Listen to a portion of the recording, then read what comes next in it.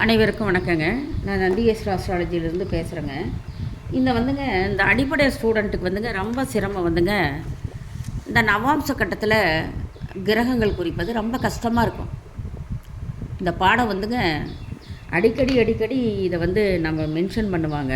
நவாம்சம் கட்டம் குறிக்க தெரிஞ்சுக்கணுங்க. நவாம்ச கட்டம் குறிக்க தெரிஞ்சுக்கணுங்க. அதில் ரொம்ப சிரமப்படுறது நவாம்ச கட்டம் தாங்க. அதுக்கு விவரமாக நான் சொல்கிறேங்க, எப்படி அப்படின்னு சொல்கிறேன். நவாம்ச கட்டம் எப்படி ஈஸியான வேங்க. இதை விட சுலபமாக எதுவுமே ஸ்டூடெண்ட்டுக்கு கொடுக்க முடியாதுங்க. இந்த ஸ்டூடெண்ட்டெல்லாம் எழுதி வச்சுக்கோங்க. இந்த ஜோதிடம் கற்றுக்காதவங்க கூட குறித்து வச்சுக்கிட்டிங்கன்னா உங்களுக்கு ஒரு காலத்தில் பயன்படும். ஒரு சில நாட்களில் இந்த உதவி மிகப்பெரிய உதவியாக இருக்கும். கொஞ்சமாக இல்லைங்க, உதவி மிகப்பெரிய உதவியாக இருக்கும். இந்த நவாம்ச கட்டத்தில் இதுக்கு மேலே சிம்பிளாக நவாம்ச கட்டம் குறிக்கிறதுக்கு பாடங்கள் கிடையாது. சரி, அது உங்களுக்கு புரியாது. நவாம்ச கட்டம் என்னன்னு உங்களுக்கு தெரியாது. இப்போ போக போக தான் உங்களுக்கு புரியும். எப்படி நவாம்ச கட்டத்தில் ஒரு கிரகங்கள் குறிப்பது. சரி, இப்போ கேது மண்டலம் இது கேது மண்டலம் சொல்லுவோம். மேஷ வீடு, மேஷத்தில் கேது தான் அதிபதியாக வருவாங்க, அஸ்வினி. இது மேஷ மண்டலம்னு பேருங்க. இதுக்கு மேஷ மண்டலம், சிம்ம மண்டலம், இந்த நாலுமேங்க மேஷ மண்டலம். எது? மேஷம், ரிஷபம், மிதுனம், கடகம். இது நாலு மேஷ மண்டலத்துக்குரியது. இது சிம்ம மண்டலத்துக்கு 4. எது? இது சிம்மம், இது கன்னி வீடு, இது துலாம் வீடு, விருச்சக வீடு. இந்த 4ம் சிம்ம மண்டலம். இந்த மண்டலத்தை 3, இந்த 12 ராசிகளையும் 3 மண்டலமாக பிரிக்கிறோம். கேது மண்டலம், மேஷ மண்டலம், சிம்ம மண்டலம், தனுசு மண்டலம். இப்போ இந்த சிம்ம மண்டலத்துக்கு 4 வீடுகளும், தனுசு வீட்டுக்கு 4 மண்டலமும், மேஷ மண்டலத்துக்கு 4 வீடுகளும். புரியுதுங்களா? இப்போ மேஷ மண்டலம்னா இந்த 4 சொல்லிடணும். ஃபஸ்ட்டு 4. சிம்ம மண்டலம்னா நட்சத்திரமே பார்த்திங்கன்னா இதிலிருந்து தான் ஸ்டார்ட் ஆகும். மொத்தலேயே பிட்டாக இடையில வரும். 2வது பாதம், 3வது பாதம், 4வது பாதம்னு அப்படி வரும். இதில் அஸ்வினி 1ஆம் பாதம் வரும், இதில் கார்த்திகை 2ஆம் பாதம் வரும், மிருகசீரிடம் 3ஆம் பாதமாக வரும், புனர்பூசம் 4ஆம் பாதமாக வரும். இப்படி பார்த்திங்கன்னா கரெக்டாக வரும். அதே மாதிரி இங்கே மக நட்சத்திரம் 1ஆம் பாதம் வரும். இதில் அடுத்தது இந்த இதில் வர நட்சத்திரம் 2ஆம் பாதமாக வரும், 3ஆம் பாதமாக வரும், 4ஆம் பாதம் ஸ்டார்டிங்கில் வரும். இதுலேயும் மூலம் 1ஆம் பாதமாக வரும், அடுத்தது 2ஆம் பாதமாக வரும், 3ஆம் பாதம், 4ஆம் பாதம், அப்படி தாங்க வரும். இது ஈஸியாக புரிஞ்சுக்கணுங்க, மைண்டில் ஏற்றிக்கணும் நம்ம. புரியுதுங்களா? அப்படி ஏற்றுனா தான் உங்களுக்கு ஈஸியாக புரியும். இப்போ இதில் உத்திராடம் 2ஆம் பாதமாக தான் வருங்க. இதில் அவிட்டம் 3ஆம் பாதமாக தான் வரும், புரட்டாதி 4ஆம் பாதமாக வரும், அஸ்வினி 1ஆம் பாதமாக வரும், கார்த்திகை 2ஆம் பாதமாக வரும், மிருகசீரிடம் 3ஆம் பாதம் ஃபஸ்ட்டு ஸ்டார்ட் ஆகும், புனர்பூசம் 4ஆம் பாதம் ஸ்டார்ட் ஆகும். அதே மாதிரி மகம் 1ஆம் பாதம் ஸ்டார்ட் ஆகும், உத்திரம் 2ஆம் பாதம் ஸ்டார்ட் ஆகும், சித்திரை 3ஆம் பாதம் ஸ்டார்ட் ஆகும், விசாகம் 4ஆம் பாதமாக ஸ்டார்ட் ஆகும், மூலம் 1ஆம் பாதமாக ஸ்டார்ட் ஆகுங்க, உத்திராடம் 2ஆம் பாதமாக ஸ்டார்ட் ஆகும், அவிட்டம் 3, புரட்டாதி 4, இப்படி தான் ஸ்டார்ட் ஆகும். பாதங்கள் ஒவ்வொன்றிலையும் 9 பாதங்கள் அமையும். அப்போ 108 வருங்க. இப்போ ராசி மண்டலம் எப்படி குறிக்கிறது? இப்போ இதுக்கு 4 வீடு, இதுக்கு 4 வீடு, இதுக்கு 4 வீடு குறிச்சிட்டிங்க. ஓகே, சரி. இப்போ இதுக்கெல்லாம் யார் இது குறிச்சிக்கணும்? தனுசு மண்டலத்துக்கு சூரியன், புதன், ராகு, இப்படி தான் குறிச்சிக்கணும். இது பாடத்தில் அப்படி தாங்க வருது. தனுசு மண்டலத்துக்கு சூரியன், புதன், ராகு. சூரியன் நட்சத்திரம் வந்ததுன்னா இங்கிருந்து எண்ணணும்.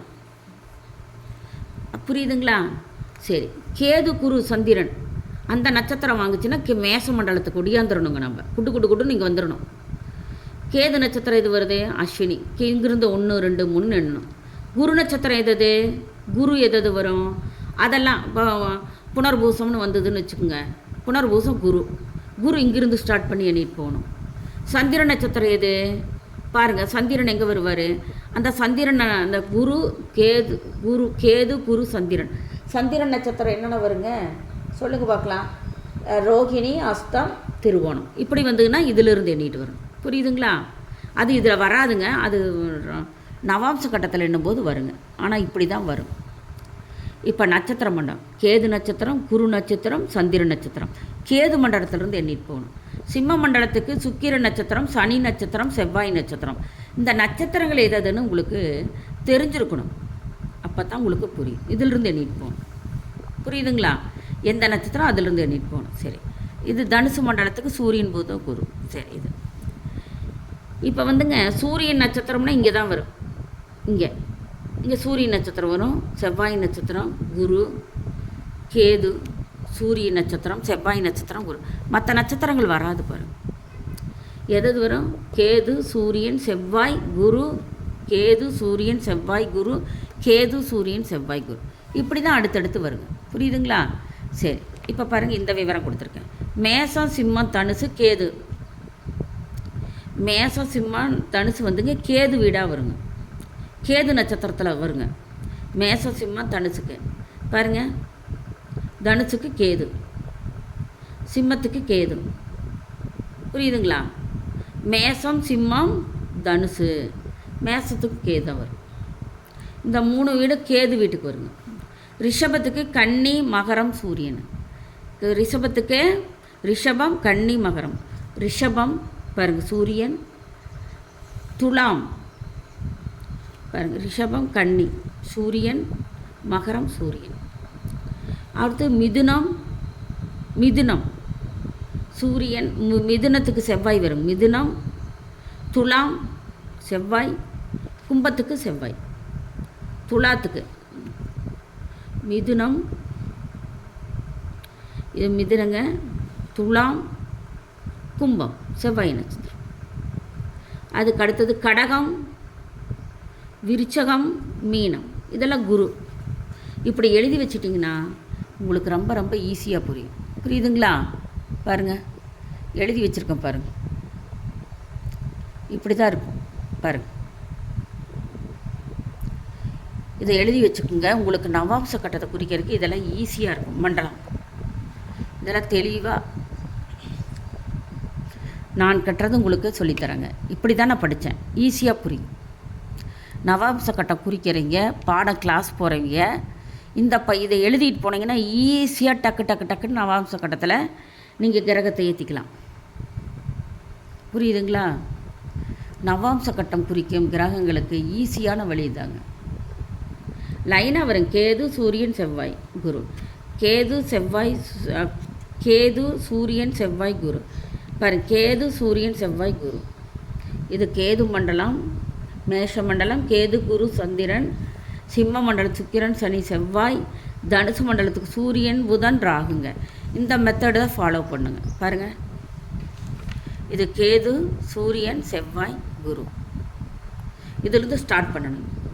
புரியுதுங்களா?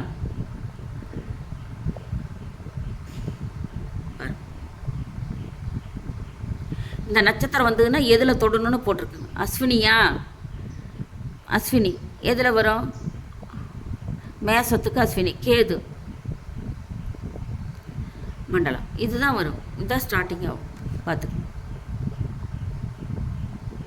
நோட் பண்ணி வச்சுக்கோங்க, எழுதி வச்சுக்கோங்க. எண்ணி போடுறதாங்க. நட்சத்திர சாரை எண்ணி போடணும்.